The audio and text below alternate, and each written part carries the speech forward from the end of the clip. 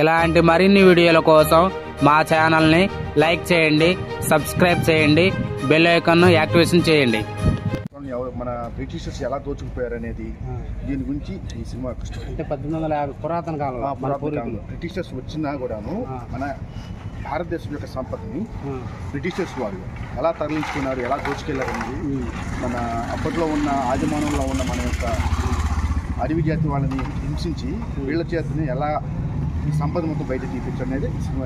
ఈ విక్రమ యాక్టింగ్ ఏదో ఎప్పుడు దాకా చేసిన సినిమాల్లో కూడా అంత డబ్బులు చేసిన చాలా కష్టపడ్డారు. అప్రసిద్ధుడు కంటే అంతకంటే ఎక్కువ కష్టపడ్డారు.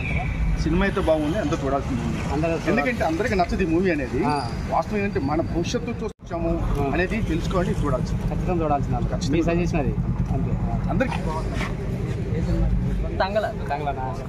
స్టోరీ సినిమా గోల్డ్ గురించి యాక్టింగ్ బాగుంది. విక్రమ యాక్టింగ్ సాంగ్స్ ఏమైనా ఉన్నాయా? సాంగ్స్ 2-3 ఉన్నాయి. సినిమాలో హైలైట్ ఏంటి చెప్పండి? యాక్టింగ్ బాగుంది, స్టోరీ డిఫరెంట్ ఉంది. డబుల్ స్మార్ట్ అని చూసారా? అది చూడలేదు ఇంకా సినిమా ఎలా ఉందండి? స్టోరీ అనేది ఒకటి కేజీఎఫ్ గోల్డ్ గురించి అన్న. కేజీఎఫ్ లాగా ఉంది ఏమన్నా? కేజీఎఫ్ లా కదా, అది కంటెంట్ అయితే గోల్డ్ గురించి. కాకపోతే దాన్ని మన డైరెక్టర్ రంజిత్ కుమార్కి ఎక్స్ప్లెయిన్ చేయడం రాలేదు. దాన్ని బాగా ల్యాగ్ పెట్టాడు. ఒక 2 ముక్కల్లో చెప్పాల్సింది బాగా ల్యాగ్ పెట్టాడు. మరి యుగానికి ఒక్కడ ఏమైనా పోలి ఉందా? యుగానికి ఎక్కడ కూడా అంత కొంచెం దాని మీద బేస్ అయ్యింది. అంటే కొంచెం ఆ టైప్ లో తీసాడు సినిమా అంతే. కేజీఎఫ్ లాగా లేదా అంటారా? కంటెంట్ అయితే గోల్డ్. అంటే కేజీఎఫ్ అనుకోని చాలా మంది అలా వస్తూ ఉంటారు. బిఫోర్ సిన్స్ 1986 లో ఇది స్టోరీ మొదలైంది. ఒక నాగజాతికి అనే వాళ్ళ ట్రైబ్ నుంచి, అక్కడ నుంచి బ్రిటిష్ వాళ్ళు ఎంటర్ అయ్యి మన సంపద మొత్తం వాళ్ళు దోచుకొని వెళ్ళిపోయారని చెప్పేసి స్టోరీ చెప్పాడు అంతే. స్టోరీ బాగుంది. సినిమాలో హైలైట్ ఏంటి చెప్పండి? నచ్చిన సీన్ చెప్పండి హైలైట్. ఫస్ట్ హాఫ్ బాగుంది, సెకండ్ హాఫ్ బాగుంది. మీకు ఫస్ట్ హాఫే బాగుంది. సెకండ్ హాఫ్ నచ్చలేదా? సెకండ్ హాఫ్ కొంచెం ల్యాగ్ చేసినట్టు అనిపించింది. ఏనుకొండ వెనకాల ఒక నెమల అనేది వచ్చింది. ఆ నెమల్ని వీళ్ళందరినీ చూపెట్టి అందరినీ వచ్చిన వాళ్ళందరినీ మోసం చేసిద్ది.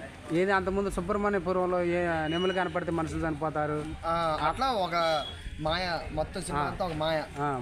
అది సినిమాలో ఫస్టే చెప్పిద్ది ఆ మాయ, కానీ వీళ్ళు ఎవరు పట్టించుకోరు. విక్రమంగా ఒక్కరికే చెప్పిందా? విక్రము ఆ మాయకి వీళ్ళిద్దరి రిలేషన్షిప్ అనమాట. ఒకప్పుడు ఓన్లీ విక్రమ్కే కనపడిద్ది అంటగా? ఓన్లీ విక్రమ్కే కనపడింది. ఎందుకంటే వీళ్ళిద్దరు భార్య భర్తలు కాబట్టి. ఒకప్పుడు వాళ్ళ తాతలు వీళ్ళకి మాయకి ఇస్తారు, ఈ మాయని చూసుకోమంటారు. ఇంకా వీళ్ళిద్దరు భార్య భర్తలు కాబట్టి ఆ మాయ చేతిలో ఉండిద్ది.